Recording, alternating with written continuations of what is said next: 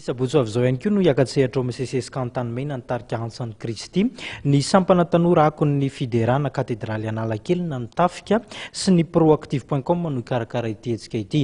Nisy moa ny fiaonan'ny hikarakara tamin'ny mpanao gazety androany nahafahana nafantatra ny zava-misy marina amin'ny andro ny sabotsy io.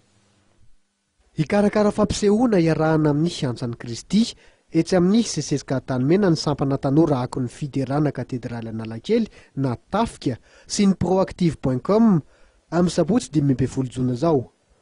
Misy tanjona manokana kendrena ao anatin'ny fikarakarana izany hetsika izany araka nampahafantarana ny mpanao gazety io tolakandro tetsy amin'ny FJKM Katedraly Analakely.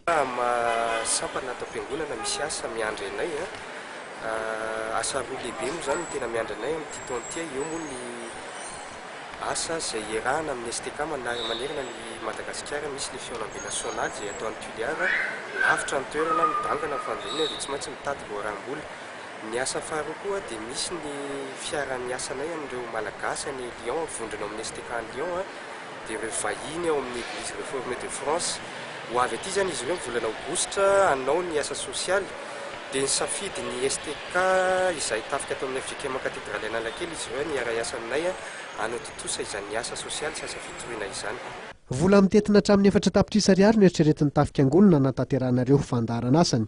Manentana ireo mpino sy mpakafian'ny Antsan'i Kristy sampana araka izany entina hanatratrarina ny tanjona napetraka. Ny mpino no anisany tena anisany natsonay satria natao ny fanentanana fisy isan-karazany ireo fiangonana, ny vaovao-piangonana satria tsy vitan'ny adidina atao any fa azadiny koa fa asa fitoriana ankira ka mitady herim-panahy koa ny alehanao rehefa tonga amin'ny CC Esca ianao.